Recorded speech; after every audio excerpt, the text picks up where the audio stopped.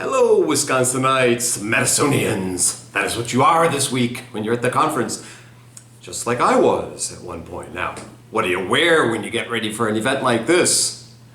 I had all these ties that I tried on today. None of them did me any good, so I wore this Wisconsin tie. No, it isn't Indiana University tie where I am today.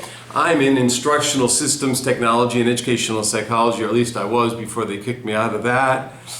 And I was an accountant back in Madison and Milwaukee in the old days, and I got kicked out of that too, apparently. Wonder why.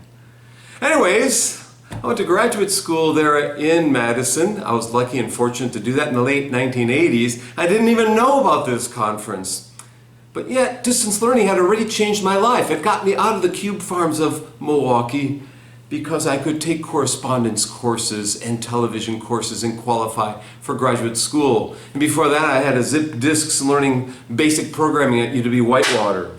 At Madison, I record all my dissertation data on zip disks, and I listen to courses on tape and so forth. I've been influenced by distance learning forever. I'm a product of it. It changed my life. It's changing people's lives today. People say MOOCs are dying. They're not dying. MOOCs and open education are happening around the world.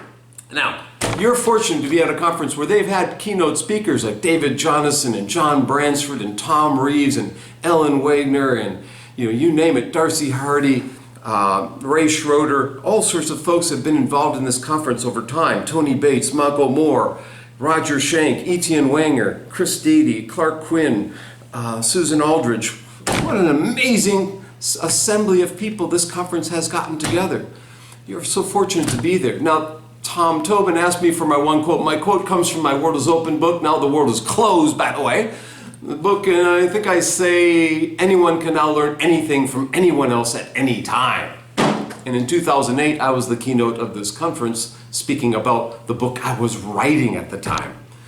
Now, before that, I was doing workshops. I'd come dressed in Hawaiian shirts in 1999, the first time I attended the conference. I had my lightsaber, if I needed it, my magician's hat, my Nemo the fish, full bodysuit, all sorts of things. We had fun in those days. But today, things have taken on a more serious tone in online and distance and open education because we're changing the world.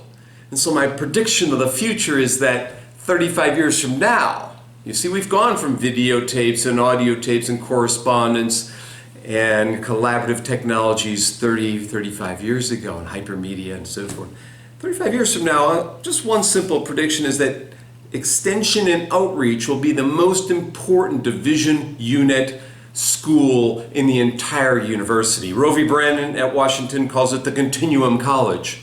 Life will continue, lifelong learning. And that's why it's so important to be involved in this conference, to be part of it, to engage with others, to push the envelope and listen to others and how they have succeeded in pushing the envelope as well or failed.